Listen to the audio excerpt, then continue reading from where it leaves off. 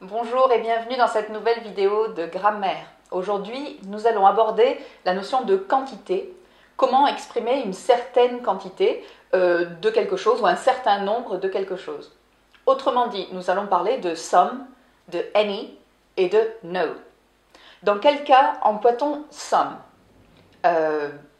Première vision un petit peu générale de ces trois mots, de ces trois quantifieurs. Some s'emploie dans les phrases affirmatives et dans certaines phrases négatives. Nous verrons des exemples plus tard. Any s'emploie dans les phrases négatives et interrogatives et dans certaines phrases affirmatives, et là il prendra un sens particulier. No s'emploie pour signifier aucun, aucune, et donc est accompagné d'un verbe affirmatif et non pas négatif. Il y aurait dans ce cas-là une double négation, nous verrons aussi plus tard. Donc voilà, ces trois quantifieurs, nous allons regarder un petit peu de plus près comment on les utilise. Dans les phrases affirmatives, I'd like some tea, please. Okay? Donc some va dire, là, je voudrais du thé, une certaine quantité de thé qui n'est pas précisée ici. La quantité n'est ni grande ni petite, nous verrons cela plus tard. C'est une certaine quantité indéterminée. I'd like some tea, please.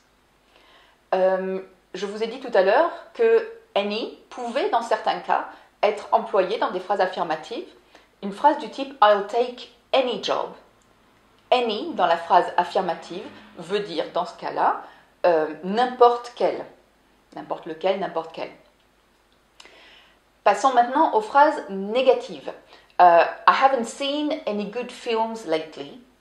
C'est la phrase négative typique de base où any sera employé avec la négation I have not seen any, not any. Pour donc les phrases négatives, dans ce cas-là, on parle d'une quantité, d'une certaine quantité de manière négative.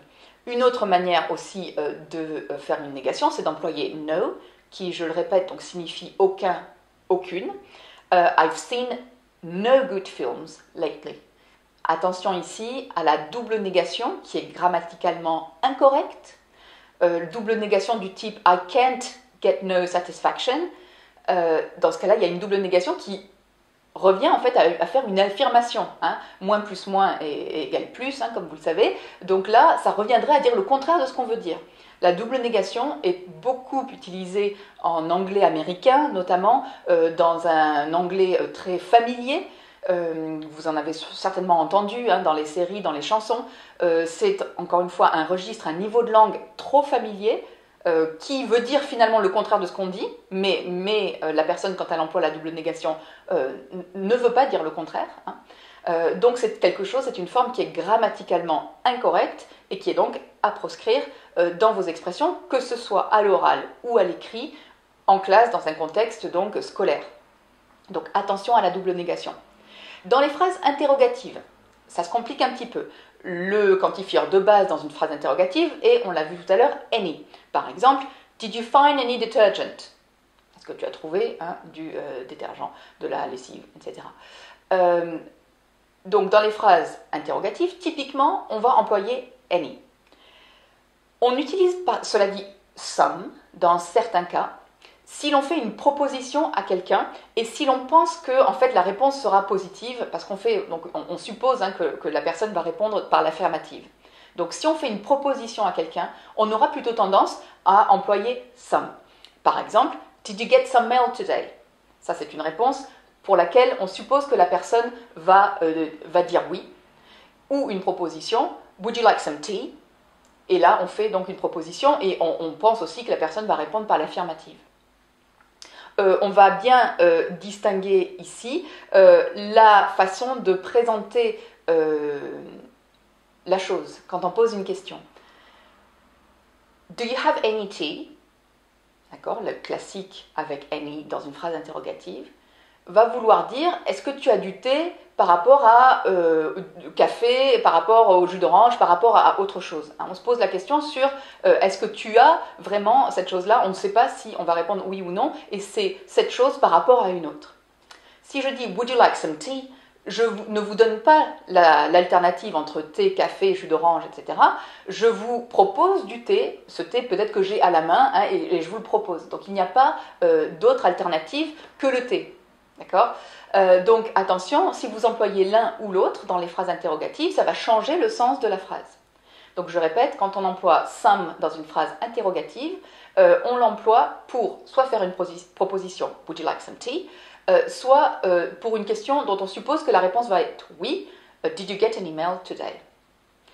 Quand on ne s'intéresse pas à une quelconque quantité, mais qu'on met l'accent sur l'aspect qualitatif de la chose, on emploiera l'article 0. Hein. L'article 0, on va en reparler quand on parlera des articles. L'article 0, c'est-à-dire qu'on ne mettra rien. Par exemple, dans l'exemple suivant, did you order mineral water or tap water?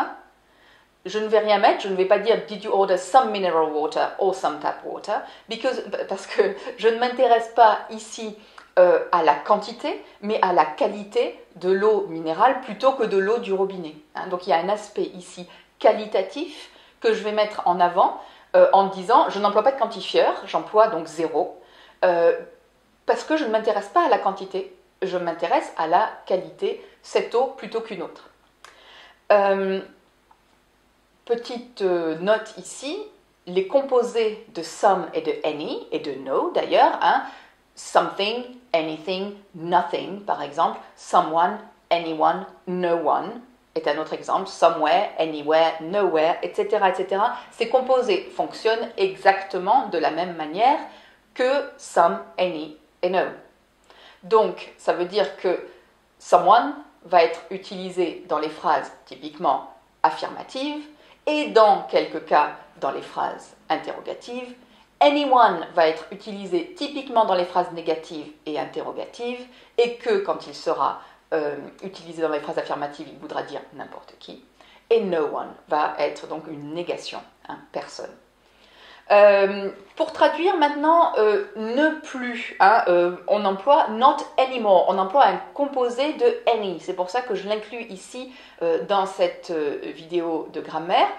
Not anymore, donc ne plus. He doesn't work here anymore. Not anymore. Il ne travaille plus ici. On peut dire des choses aussi du type he no longer works here.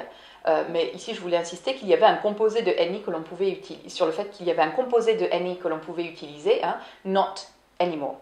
Et anymore se met toujours à la fin. Hein. He does not work here anymore.